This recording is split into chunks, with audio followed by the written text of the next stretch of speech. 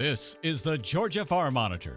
Since 1966, your source for state and national agribusiness news, and features for farmers and consumers about Georgia's #1 industry, agriculture. The Georgia Farm Monitor is produced by the state's largest general farm organization, the Georgia Farm Bureau. Now, here are your hosts, Ray DeLisio and Kenny Bergamy.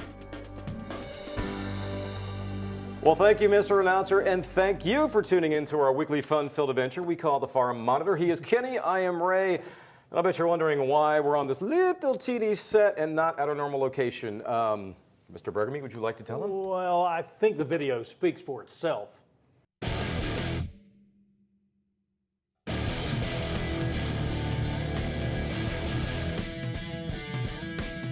Yes, ladies and gentlemen, the old set is now gone, and after 3 years of planning, we can finally announce that the Farm Monitor is getting an overhaul. Not only a new set, but new graphics, new music, and a new logo. Lots of exciting things that are set to launch in early January, so needless to say, we are super excited. So until then, this will be our temporary set, but rest assured the format and our mission will remain the same, and that, of course, is to bring you all the latest happenings and features regarding Georgia agriculture. Now, as far as this show, coming up, winter is officially upon us, and while it's important to keep ourselves warm, let's not forget about those animals. John Holcomb sits down with a horse specialist who will share some helpful tips on how to prepare your horses for the winter to keep them happy and healthy. Also on the program, after his recent election to a third term, the Monitor sits down with Georgia Ag Commissioner Gary Black. His thoughts about the many challenges we faced in 2018 and what he's most excited about for 2019. And then later, the Farm Monitor drone makes its way to Deering, Georgia to see how these high-tech little helpers have changed the lives of many at McCorkle Nurseries. These stories and so much more starting right now on the Farm Monitor. Nothing symbolizes the holiday season quite like the Christmas tree, so it's a good thing there are plenty of tree farms spread throughout the state. We take a look at one operation in Carrollton that started from scratch just over a decade ago and is now selling more than 1,500 trees each year. And we probably walked 8 or 9 different places until we found this place here in Carrollton. And we purchased the property, but it had an eyesore, and it was a kudzu field that was full of briars, and it was all about 12 foot high. And it was probably about a little 3-acre field, and then the rest of it was woods. And we lived in Cobb County at the time, so I would rent a tractor and a bush hog every weekend, and we would come out and we would work on the field. So it took us about a year to get it all cleaned up because it really was a horrible mess. And once we got it cleaned up and we had this pretty little field, my wife said, wouldn't it be great if we planted Christmas trees? And I was totally shocked because she had never mentioned it not one time before. We provide a place where people can enjoy buying a tree with their children, and they get to cut their own tree. So we grow, I have somewhere between 4,200 and 4,500 trees in cultivation all the time. Kids are excited when they get out of the car because they know they're going to get a Christmas tree, and they're on a farm, and a lot of them have never been on a farm ever before in their life. And it's just it's a lot of fun. I get to watch everybody's children grow up if they come back here year after year. When they first come up here with it, we put it on a shaker machine and we shake it out, get any dead that might be in it, or sometimes there are old bird nests and things like that. So we shake it out and clean it up real good. And then we put it on a horse and we cut a square fresh end on the tree. Then we set it on the drill machine and we drill the trunk for the Christmas tree stands that we sell, which are Mitchell stands. And then we run it through a baling machine, and that puts netting on it, makes it easier for them to get it in the house. And then we tie it on their car, or we load it in the back of the truck. So all the customer really has to do is pick a tree and cut it down and bring it back up here, and then we do the rest. Because I want everybody to have a good fresh tree all the way through the end of the year. And number one is you have to get the tree in water within an hour of leaving the farm. If they don't, then the tree starts to seal itself with sap, and they have to cut another ½ inch off the butt of the tree and then put a fresh cut into the water. So that's number one. Number two is you never let the water bowl go dry, ever. We're all about live trees because fake trees are made out of plastic.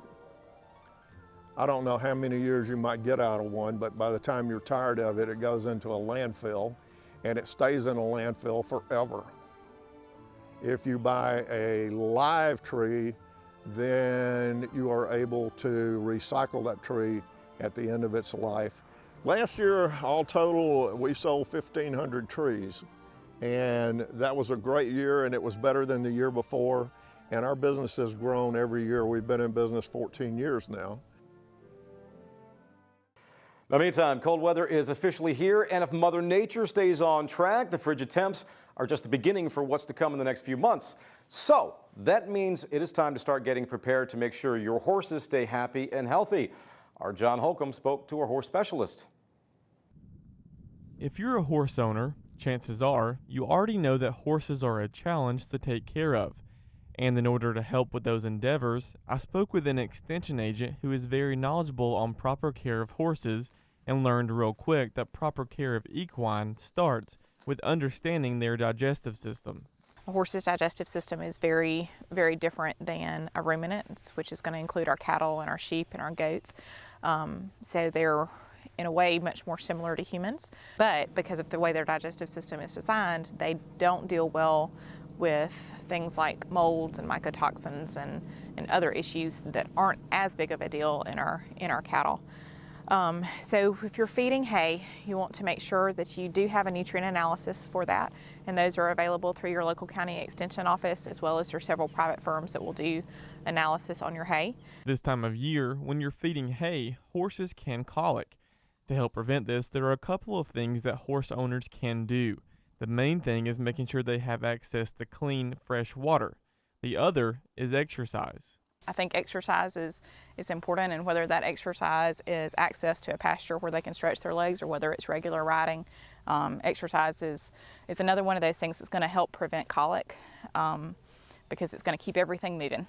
It's going to keep everything moving in the digestive system. You're going to have increased blood flow. Chances are you'll have to supplement some feed due to lack of forage this time of year. Lucy Ray gave some pointers when shopping for feed. There's so many people that read a feed tag and they say, okay, my horse is in moderate work because they ride like 3 times a week, which is great. Yeah.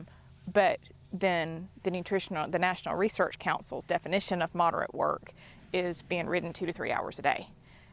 Whereas heavy work is going to be your ranch horses and your endurance horses. So it's really important to know what the definitions of light, moderate, and heavy work are before you base your animal's feeding program off of that recommendation on the feed tag.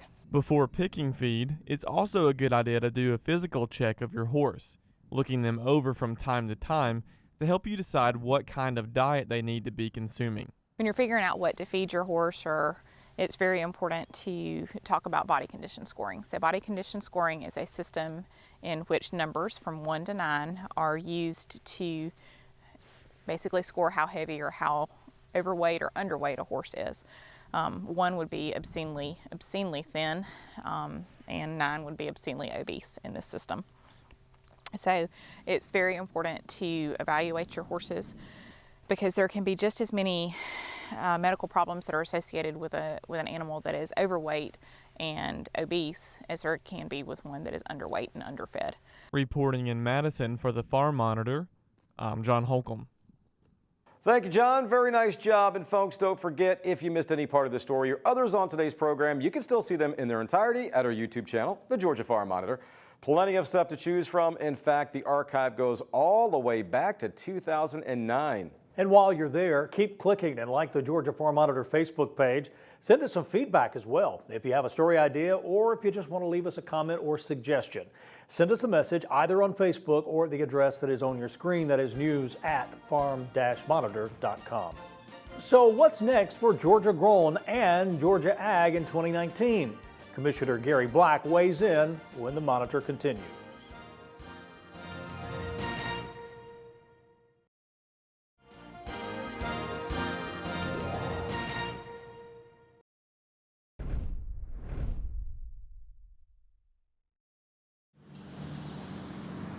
This U.S. Department of Agriculture lab just outside our nation's capital has a long history of conducting turkey research. These Beltsville small white turkey In the 1950s, the Agricultural Research Service developed the Beltsville small white turkey here, which led the way for today's best-selling birds. Now scientists are working on new ways to help turkey producers save time and money. A big part of the research program that we have here is trying to help improve the fertility of turkeys. Whenever research we conduct, we then want to see how many fertile eggs did we achieve from that. So these eggs are put inside an incubator and they are rocked back and forth every hour, just like a female bird would roll the egg around in the nest. And that's important because it helps to keep the embryo from sticking to the side of the eggshell. We then look at them after 7 days, and we are able to tell if the egg is fertile because we can actually see the embryo inside the egg. Today's turkey hens are artificially inseminated with sperm cells from specially selected toms.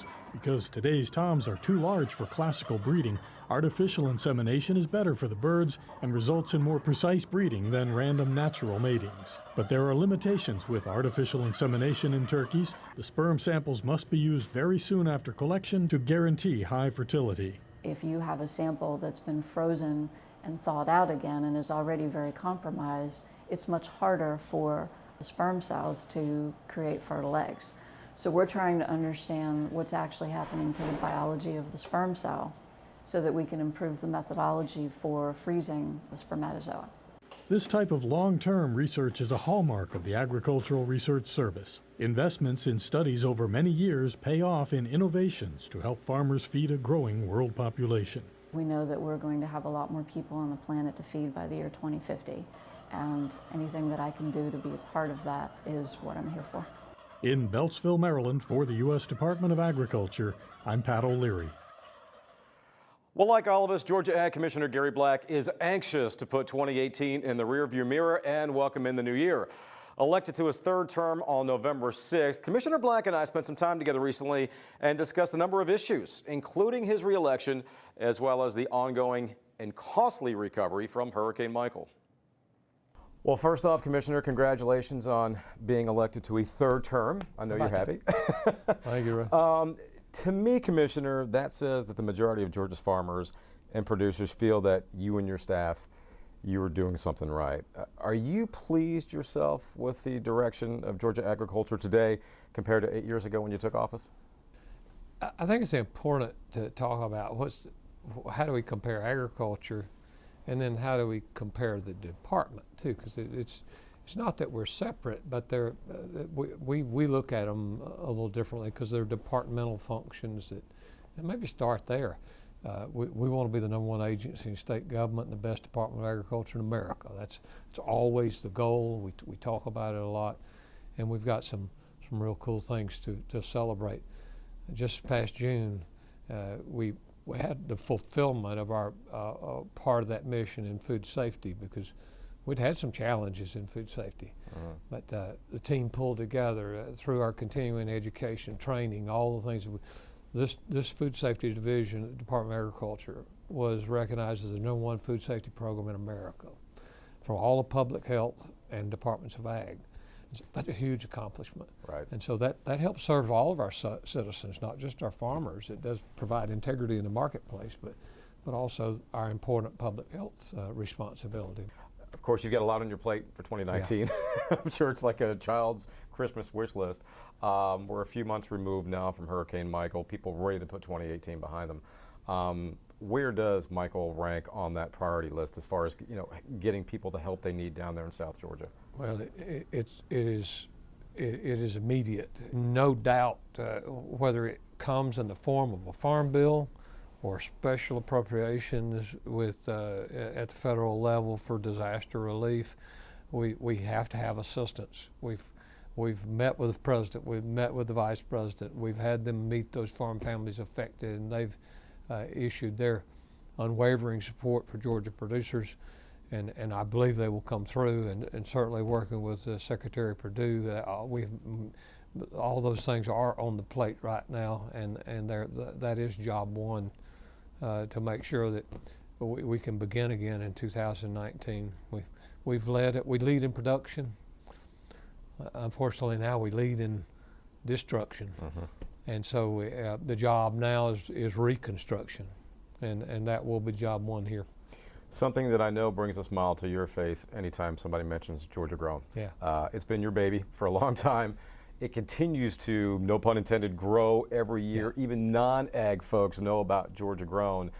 How much bigger, Commissioner, can this thing get? Right, there's still a lot of future because amazingly, when we have idea sessions around here all the time. I know Farm Bureau does too. That's how you stay a vibrant organization. Is not just continue to do the same things you've always done, do them the same way. You have to build upon success. We say here a lot. Some of my favorite sayings is to actually question someone's excellence. Is that a destination or is it a journey? So it's an exciting thing. It is where we can really touch every Georgian. Every Georgian embraces it, and every Georgian is proud of the state and proud of. But we've got to use that brand to connect it with the viability and the enthusiasm, the reality of the family farm. Always enjoy chatting with the Commissioner, and of course, we wish him the best in the coming years. Speaking of years, these little things look futuristic, don't they? When we come back, a trip to McCorkle Nurseries to get the lowdown on these high-tech little helpers.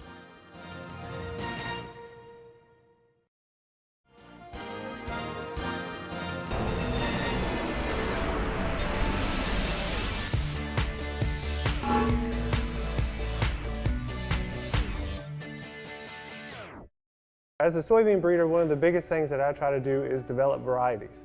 So one of the big things about developing varieties is you want to understand what your target audience is. So I work for both the consumer and the farmer. So anything that we produce or any varieties that we develop, they have to be utilized by both.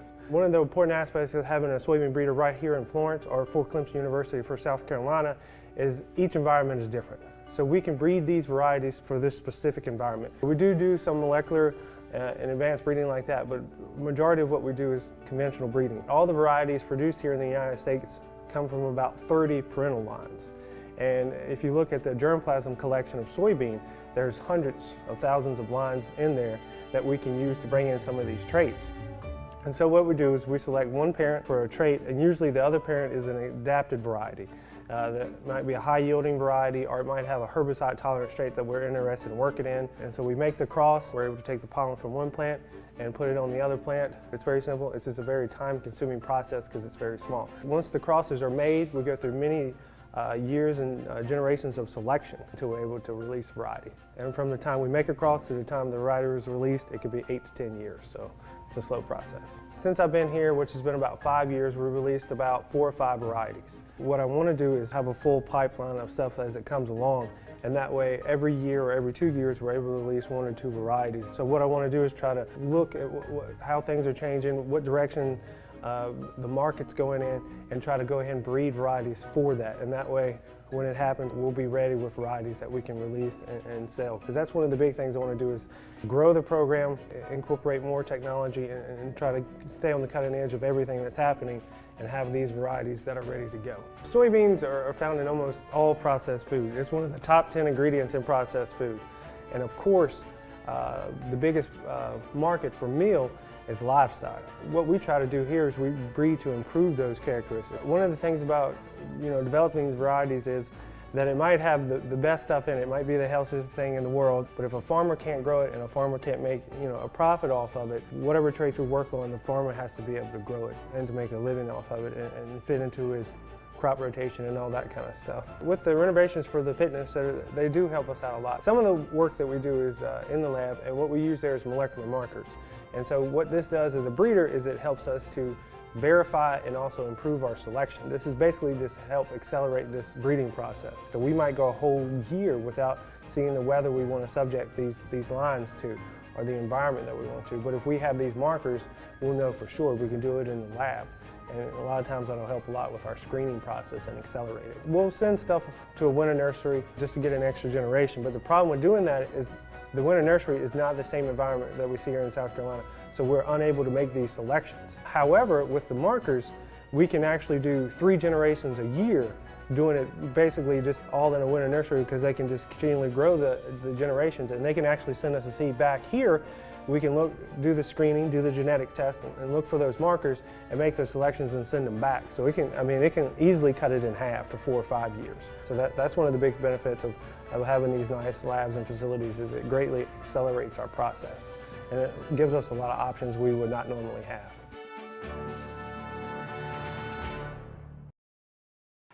Finally this week, for over a decade now, McCorkle Nurseries in Deering, Georgia has set the bar in terms of efficiency thanks to a dozen or so workers who never take a break, never get tired, and most importantly, never complain. Actually, they don't even eat or sleep. Just a couple of drops of oil now and then, a little recharging of their batteries, and they're good to go for hours. Then again, you'd expect all this from a high-tech robot.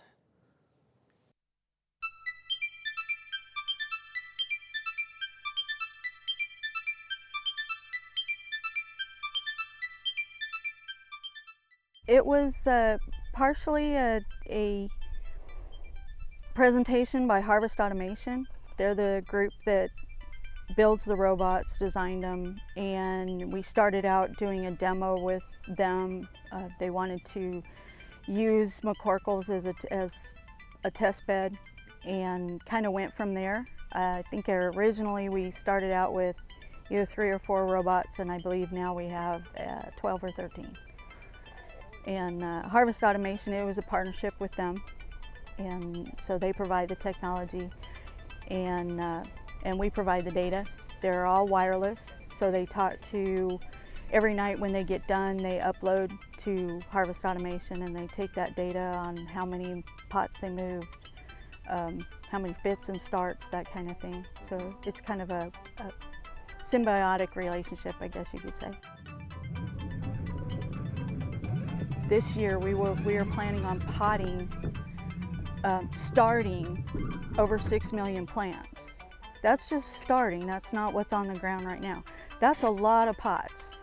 So what the robots do is they help with that portion of the manual labor to kind of do that repetitive space and jam, and free our people up to do more plant care that they need to be doing.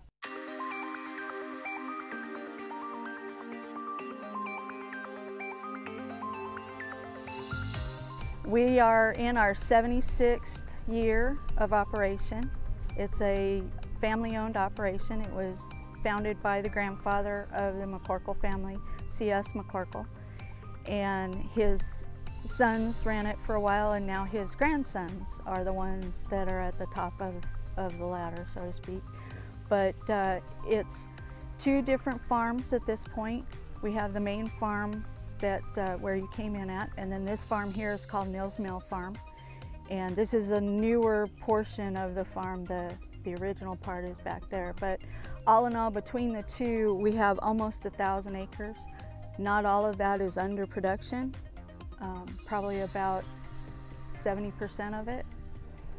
We're completely a container farm. That means we grow all of our plants in the final container that they will be sold in. So it kind of makes it interesting in some respects for taking care of the plants, because it's not actually in the ground, but it makes it a lot easier to move them around. I'm a total geek, so for me it's the robots. It's just kind of like, this is just awesome. I love the fact that that technology is able to help our workers do their job a little faster and more efficient, and also free up the people that need to be freed up for other more productive jobs, and being able to help the farm be more productive that way, and that technology can do that. It definitely makes my little girl inside go, yay! Need a couple of those around my house. That is going to do it for this week's edition of the Farm Monitor. Here's a reminder, for all the latest ag info regarding food, great recipes, and what's happening on the farm, be sure you check out our Twitter, Facebook, and Pinterest pages. You'll stay informed and see what's up in the world of farming, plus with us on the show. Take care, everybody. We'll see you next week right here on the Farm Monitor. Have a great week, everybody.